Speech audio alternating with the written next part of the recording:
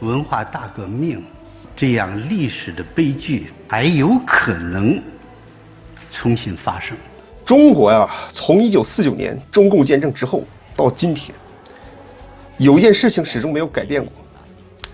就是共产党打着为人民服务的旗号，最后把人民迫害致死，还要人民感谢他。从当年的文革到今天的文革式抗议，这个本质没有变过。中共同时也再次向全世界证明中国这个社会主义制度的优越性。他要废掉一座国际化的大都市，把上海、北京变成朝鲜，最多也就是1个月的时间。虽然北京市政府一再宣称关于北京将被封锁的消息这个是谣言，呼吁北京市民不要抢购囤积物资，但是我们知道鉴于上海的前车之鉴，只要中共说是谣言的事情，过不了多久就会变成现实。只不过他现在把封城改了一个词，叫做静默期。那其实北京现在很多小区街道早就进入了静默期了，已经变相封控了。现在的上海据说部分地区虽然开始进行解封当然这个解封它不是完全解封只是跟之前相比呢，控制的没有那么严格。那么很多人趁着这么一点点的机会大批的群众，尤其是上海的外地人、外国人开始马上逃离上海因为这些逃走的人他们心里非常清楚，中共的这个政策是无法预测的随时在无预警的状态下可以给你封城，今天告诉你绝对不会封城，明天就马上封城人民对于中共的话已经失去信心了。在改革开放以后有一段时间中共确实它是向着普世价值的方向去发展的很多人对共产党还是抱有一定的幻想。但是随着习近平修宪成立之后开始集权统治，追求所谓的民族复兴大业利用民族主义情绪呢控制言论，打压异己。现在的中国基本上已经变成了一个巨型版的朝鲜。当然中共和朝鲜他们之间也是相互学习交流如何独裁统治的这种心得也包括俄罗斯。几年前呢，有一位时报的记者在访问俄罗斯莫斯科的时候就曾经提出这样的疑问一个地方虽然不自由，但是很快乐的话，这能持续多久那么这个问题在今天的俄罗斯和中国的身上已经得到了答案尤其现在的中国发生各种的抗议的乱象，你说给外国人听，有的人甚至还不相信因为他们认为一个国际化现代化的城市怎么可能会发生这种事情呢被送去隔离的患者到方舱医院还没有建好很多人居然安排在露天的野外或者自己动手建方舱。所谓的白衣天使见死不救，逼人致死，还有很多孤寡老人被封锁在家里，被活活饿死。很多需要继续治疗的癌症患者因为被隔离无法得到及时的治疗而失去生命。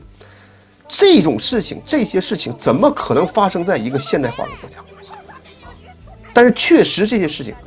在中国现在就是反复的上演。而且中国的人民没有抗议的自由，但是强大的政府和审查机器它有删帖的自由。在今天的中国仍然支持动态清零的人也不在少数，有可能他住的地方没有被封城或者他是特权阶级，但是如果他们哪一天也陷入了患病无法就医，随时可能被拉去方舱医院隔离的这种情况下，就会意识到自己之前所信赖或者依赖的这种岁月静好是如此的不堪一击。中国在疫情之初因为集权的体制和中国这个老百姓的顺从清零政策当时取得了一定的成绩因为那个时候呢，集权专制所谓的优势确实得到了短暂的体现。但是现在随着病毒破坏力的减弱，中国仍然采取跟朝鲜一样这种严苛的抗议方式这个就是民主和专制制度最大的差别。不久之前台湾还是跟中国一样用清零政策来彻底杜绝感染的地方，但是随着传染力强但是致死率弱的奥密克戎出现，台湾政府开始采取了不同的办法。因为台湾意识到随着世界其他国家和地区取消这种边境管制，重启商业活动，而台湾如果自己继续封闭那么必然会给民生经济造成巨大的损失在一个民主国家，领导人呢，他可以听取专家的意见而进行政策的调整，但是在专制的国家呢，领导人的这种看法、想法大于法律和宪法。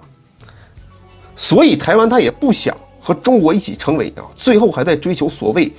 新冠清零的地方。以前能做到所谓清零的国家其实也就是朝鲜这样的国家因为中共可以封城，朝鲜它可以封国嘛。当然现在朝鲜它也被这个奥密克戎攻陷了，但是我相信朝鲜过不了多久就会将它清零的因为大不了